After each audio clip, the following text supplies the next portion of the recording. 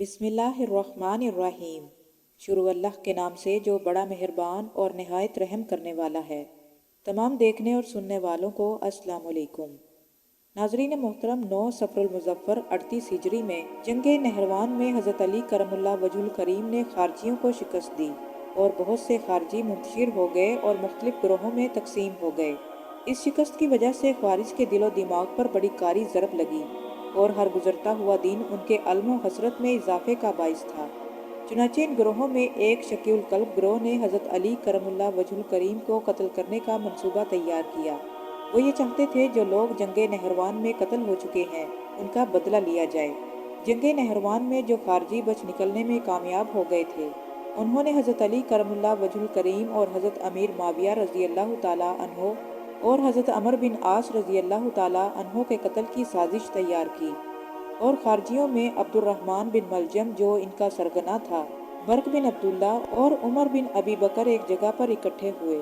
انہوں نے نہروان میں مارے جانے والے لوگوں کا ذکر کیا اور کہنے لگے کہ ان کے مرنے کے بعد ہمارے زندہ رہنے کا کیا مقصد؟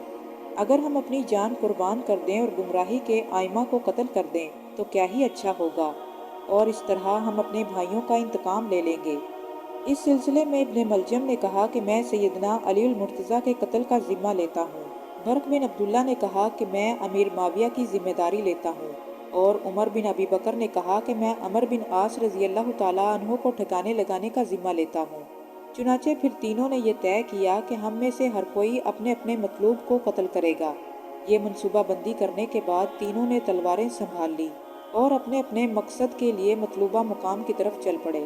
ابن ملجم مصر کا رہنے والا تھا۔ وہ حضرت علی رضی اللہ تعالیٰ عنہ پر قاتلانہ حملہ کرنے کے ارادے سے کوفہ پہنچا اور وہ دونوں ملک شام کی طرف روانہ ہو گئے۔ وہ دونوں تو اپنے مقصد میں کامیاب نہ ہو سکے مگر ابن ملجم اپنے مقصد میں کامیاب رہا۔ حضرت علی رضی اللہ تعالیٰ عنہ کی عادت مبارکہ تھی کہ فجر کی نماز کے لیے بہت جلدی مسجد میں تشریف لے جاتے تھے اور راستے میں گزرتے ہوئے الصلاۃ الصلاۃ کہتے جاتے۔ حضرت علی رضی اللہ تعالیٰ عنہ کوفہ کی جامع مسجد میں نماز پڑھانے کے لیے تشریف لا رہے تھے اور ہر دروازے پر دستک دیتے اور آواز لگاتے، اٹھو، اور فرماتے الصلاۃ خیر من النوم۔ راستے میں لوگوں کو جگاتے جگاتے تشریف لائے اور جو ہی آپ رضی اللہ تعالیٰ عنہ مسجد کوفہ پہنچے، وہاں وہ بدبخت خنجر چھپائے کھڑا تھا۔ اس نے حضرت علی رضی اللہ تعالیٰ عنہ پر خنجر سے وار کیا جو حضرت علی رضی اللہ تعالیٰ عنہ کے سر پر لگا۔ جب حضرت علی رضی اللہ تعالیٰ عنہ کو خنجر لگا تو آپ نے فرمایا کہ لوگو، رب کعبہ کی قسم میں کامیاب ہو گیا، میری زندگی دین کے کام آ گئی۔ حضرت علی رضی اللہ تعالیٰ عنہ کی داڑھی مبارک خون سے سرخ ہو گئی۔ حضرت علی رضی اللہ تعالیٰ عنہ شیر خدا اکثر فرمایا کرتے تھے کہ میں ایک مرتبہ بڑا سخت بیمار ہوا، یہاں تک کہ میں اٹھ کر کھڑا بھی نہیں ہو سکتا تھا، تو حضور نبی کریم صلی اللہ علیہ وآلہ وسلم میری تیمارداری کے لیے تشریف لائے، تو میں نے کہا یا رسول اللہ صلی اللہ علیہ وآلہ وسلم پتہ نہیں بچوں گا یا نہیں، تو نبی کریم صلی اللہ علیہ وآلہ وسلم نے فرمایا علی نہیں، تو اس وقت دنیا سے جائے گا جب تیری داڑھی لہو سے رنگین ہو جائے گی۔ شیر خدا فرماتے ہیں کہ جب زخم لگا تو میں نے سر جھکا کر دیکھا تو داڑھی لہو سے تر ہو چکی تھی۔ میں نے کہا کہ بھائی کامیاب ہو گیا۔ جامع مسجد کوفہ میں حضرت علی کرم اللہ وجہ الکریم نے سر سجدے میں رکھا۔ یہ اسلام کی تاریخ کی وہ شخصیت تھی جنہوں نے بچپن سے لے کر جوانی اور جوانی سے لے کر بڑھاپے تک تمام اسلام پر قربان کر دی، اور جاتے جاتے حضرت امام حسن اور حسین رضی اللہ عنہما کو قریب بلا کر وصیت فرمائی کہ بیٹا جینا اسی کا ہے جو دین کے لیے جیے، اور بیٹا مرنا اسی کا ہے جو دین کے لیے مرے۔ حضرت علی کرم اللہ وجہ الکریم کا جس دن وصال ہوا، اس رات آپ رضی اللہ تعالیٰ عنہ نے خزانے کا سارا مال ایک رات پہلے تقسیم کیا، اور پھر جس جگہ خزانہ جمع ہوتا تھا وہاں 2 رکعت نفل پڑھ کر کہا، اے اللہ، میں نے تیرے بندوں کی امانت تیرے بندوں تک پہنچا دی۔ 21 رمضان المبارک کی شام ڈھلی تو حضرت علی مرتضیٰ شیر خدا اس دنیا سے رخصت ہو گئے۔ صحابہ کرام فرماتے ہیں کہ مدینہ میں کوہرام مچا، بغداد کی گلیاں سونی ہو گئی، کوفہ کے لوگ تڑپے اور مکہ والوں نے بھی دعائیں مانگی۔ ابن ملجم نے جب حضرت علی رضی اللہ تعالیٰ عنہ پر وار کیا تو سب نے نماز مکمل کی، اور پھر لوگ ابن ملجم کو پکڑنے کے لیے دوڑے اور پکڑنے میں کامیاب ہوئے۔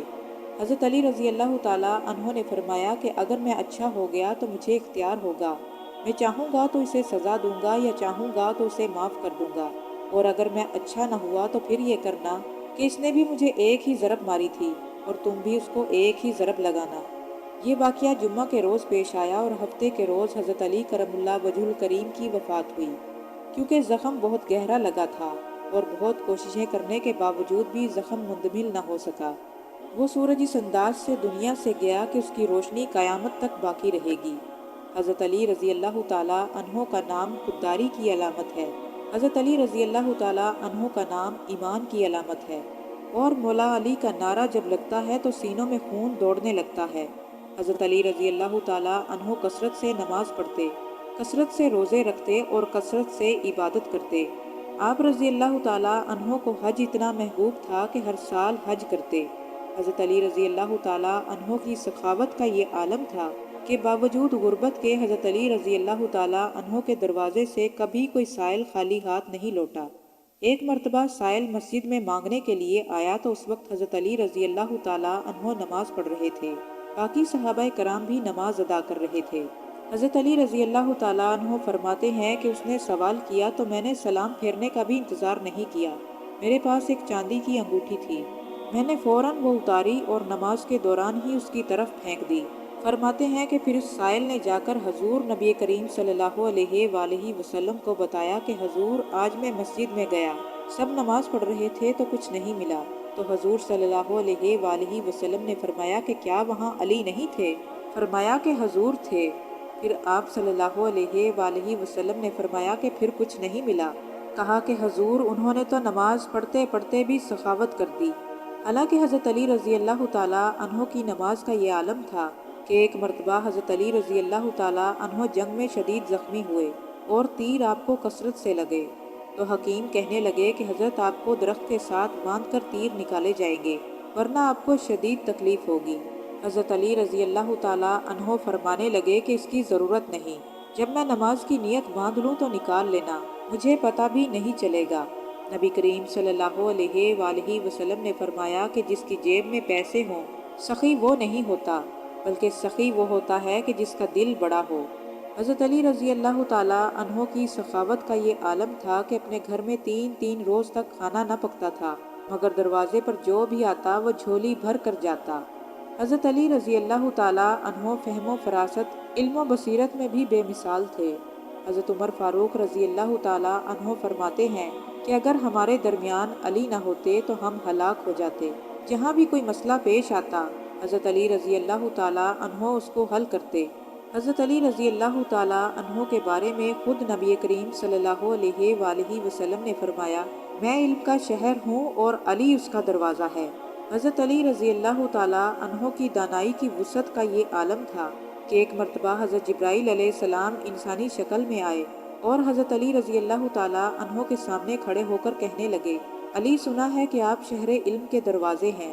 حضرت علی رضی اللہ تعالیٰ عنہ نے فرمایا کہ یہ میں نہیں کہتا، یہ تو میرے رسول پاک صلی اللہ علیہ وآلہ وسلم نے کرم فرمایا ہے۔ پھر حضرت علی رضی اللہ تعالیٰ عنہ سے کہنے لگے کہ چلو بتاؤ جبرائیل اس وقت کہاں ہیں؟ حضرت علی رضی اللہ تعالیٰ عنہ نے اوپر دیکھا، نیچے دیکھا، دائیں بائیں، آگے پیچھے، پھر فرمانے لگے کہ نہ تو اس وقت 7 آسمانوں پہ ہے اور نہ 7 زمینوں پہ، نہ مشرق میں نہ مغرب میں، نہ شمال میں نہ جنوب میں۔ پھر فرمانے لگے یا تم جبرائیل ہو یا میں جبرائیل ہوں، ہم دونوں میں سے ایک جبرائیل ہے۔ حضرت جبرائیل علیہ السلام کہنے لگے، علی سچ کہا محمد مصطفیٰ صلی اللہ علیہ وآلہ وسلم نے، تم واقعی علم کا دروازہ ہو، علی تم ہی ہو، جبرائیل تو میں ہوں۔ حضرت علی رضی اللہ تعالیٰ عنہ وہ عظیم شخصیت کے جن کے بارے میں نبی کریم صلی اللہ علیہ وآلہ وسلم نے فرمایا، جس نے علی سے محبت کی اس نے مجھ سے محبت کی، جس نے علی سے بغض رکھا اس نے مجھ سے بغض رکھا۔ اور نبی کریم صلی اللہ علیہ وآلہ وسلم نے فرمایا کہ علی کا بغض نفاق ہے، یعنی منافق ہونے کی علامت ہے، اور فرمایا کہ علی کا پیار ایمان ہے۔ بخاری و مسلم میں موجود ہے کہ نبی کریم صلی اللہ علیہ وآلہ وسلم نے فرمایا کہ جس کا میں مولا اس کے علی مولا۔ حضرت علی رضی اللہ تعالیٰ عنہ بچپن سے ہی نبی کریم صلی اللہ علیہ وآلہ وسلم کے ہمراہ رہے۔ جب آپ صلی اللہ علیہ وآلہ وسلم نے نبوت کا اعلان فرمایا تو 9-10 سال کی عمر میں آپ صلی اللہ علیہ وآلہ وسلم پر ایمان لائے۔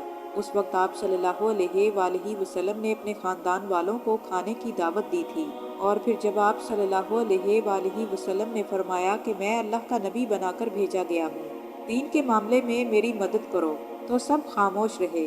اس وقت حضرت علی رضی اللہ تعالیٰ عنہ کی عمر 9 یا 10 برس تھی۔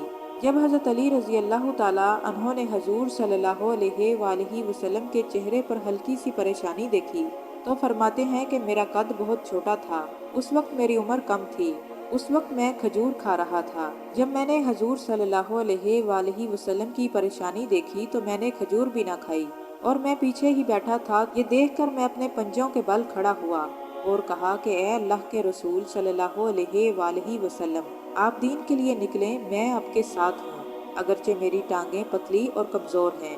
حضرت علی رضی اللہ تعالیٰ عنہ کی یہ شان کہ نبی کریم صلی اللہ علیہ وآلہ وسلم نے فرمایا، علی مجھ سے ہے اور میں علی سے ہوں۔